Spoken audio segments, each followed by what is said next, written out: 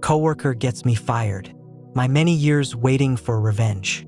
This is my first post here, and I only have done this after telling the whole story to a friend who posts on Reddit and told me that this story had to be put here after telling him the whole story. This is a long post, you've been warned. If revenge is best served cold, then my revenge was many years in the freezer and this week was finally pulled out and had whipped cream and a cherry put on top put before finally served. Background. So I worked for Company A for almost a decade that had a small team consisting of 10 people, doing commission work for businesses in my city. The owner treated us like family, knowing that we worked long and hard days, sometimes up to 60 hours in a week. He paid us better than expected, bonuses and perks he negotiated with businesses that commissioned our work, even gave the whole company a week off paid when his son was getting married so we could attend it. We had our squabbles like any other family, and things weren't always bright and perfect. But this is to show how nice owner treated his employees, and didn't screw me over. After working there for years, the manager position came open. Since by then I was one of the most senior workers with Company A, so I thought I would apply, which had a few others interested do as well.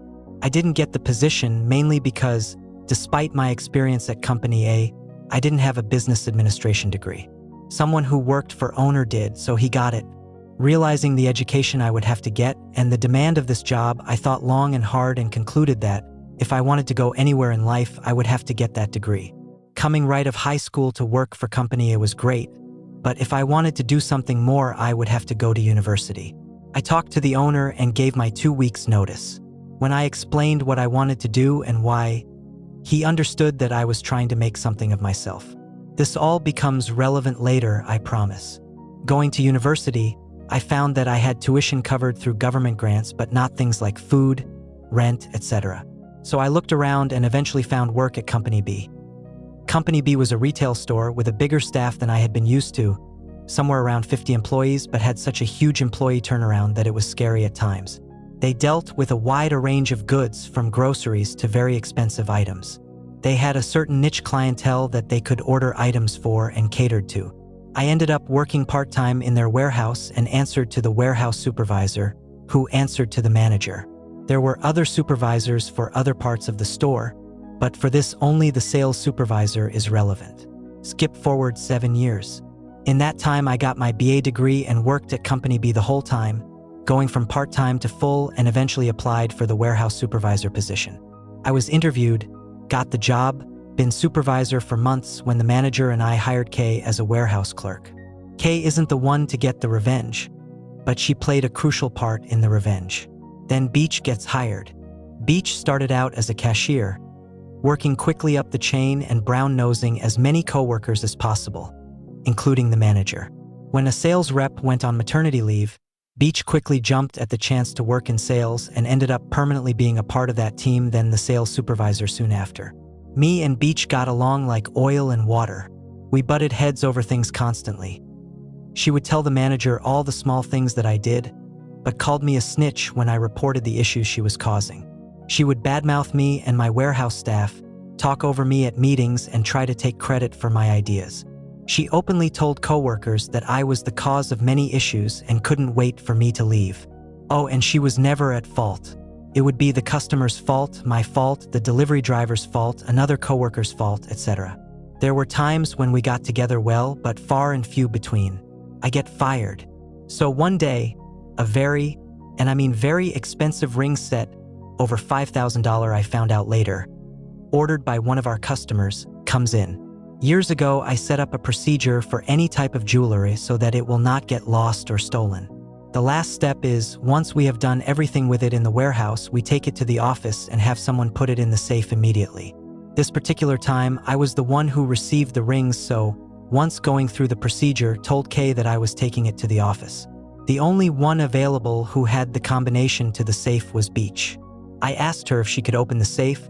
She looked at me, looked at the jewelry box in my hand, then said, "Put it down here on my desk.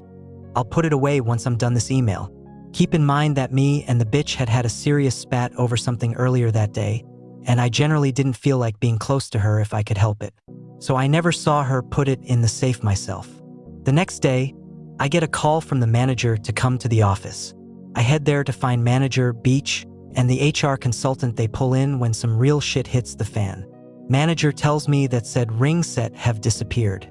I tell them the procedure I followed, and last I saw them was with Beach.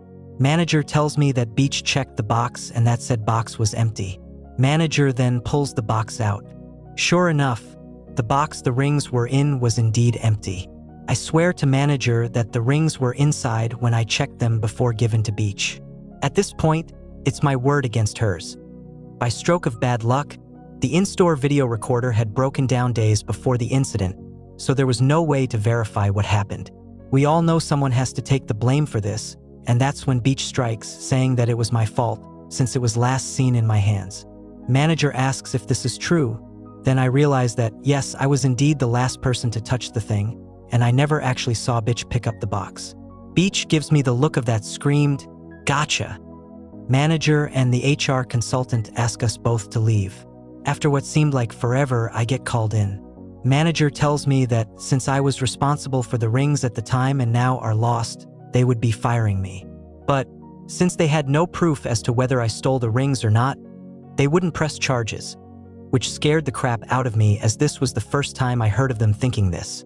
I go back to the warehouse, tell Kay and the other warehouse clerks just what happened, grabbed my personal belongings and left that day.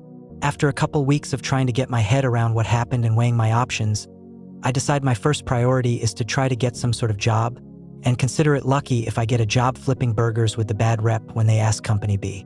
I call the owner of Company A to get a good reference from them and explain what happened and why I was calling, only to get the shock of a lifetime. The manager position was about to be open. The guy who I lost the position to was retiring soon, due to complicated health reasons. Owner had kept tabs on me while at university and understood when I didn't immediately come back to him, but with a golden opportunity like this, he wanted me back and I wasn't going to say no. I dive into my new job I originally wanted with an owner I enjoyed working for. I thought, then and there, everything would be behind me, not knowing it would come back, not to bite me, but to pay dividends. The revenge case side. This I found out after Beach's reckoning. After I was fired, Kay knew she had to do something about Beach. Kay knew that I wouldn't lose or steal something like the rings, but also knew that, without proof, Beach would deny that she did it and have Kay in her crosshairs to attack next. So, after talking with her husband, she hatched a plan. She started hanging out with Beach, telling her things like, "I'm so glad he's gone," or "wish he had been fired much earlier." Bitch, feeling high from getting rid of one of her thorns in her side, soaked it all in, and after a couple weeks, invited Kay and Kay's husband, from now on Kach, for drinks at her place with her and Beach's husband, B. Months pass, Kay and KH do things regularly together with Bitch and BH, including drinking on weekends and couple-related events. When together, Kay would occasionally badmouth me, and Beach would agree. Finally, after over a year of playing nice, when Kay and KH were over at Beach's for one of their drinking parties, Kay randomly badmouthed me, mentioning the rings in passing. Then Beach says something that Kay was waiting for. I wanted those rings, so I stole them. Kay, hearing this, asks for more details. KH looks at her, tries to wave her off with one hand, then gives up when Beach keeps talking. That day, Beach had stopped writing her email and was going to put the rings in the safe. The safe was open and she was about to put the rings away when Beach had an idea. See, as mentioned above, Beach wanted me gone from Company B. She also wanted those rings. She also knew that the cameras weren't working. She figured that she could pocket the rings, tell the manager they were missing, and spin it so I would take the blame. Kay then asks where are the rings now, and Beach, being too drunk and not seeing a reason not to brag, not only tells her, but shows her where they are in her room. All while KH had been recording the whole conversation on his phone. The hand-waving was him saying he started recording. Kay gives a copy of the recording to manager the next workday. Police are called immediately. Beach is arrested and her house is raided.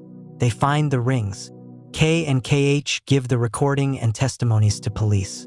Beach's reckoning has begun. Revenge my side.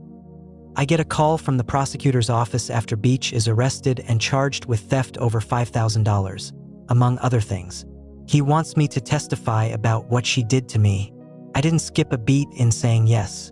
Fast track to the trial, prosecutor has me, Kay, and KH testify and plays the recording of Beach admitting that she stole them.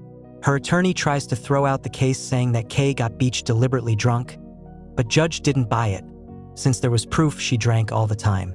Judge was lenient and gave her 5 years in prison, which she yelled was unfair, but I personally thought she got off easy. Meanwhile, as the trial was happening, I was talking with a lawyer to sue Beach for setting me up like she did. We were also going to sue Company B for wrongful termination, but they settled the day they got notice of the lawsuit and knew they would lose.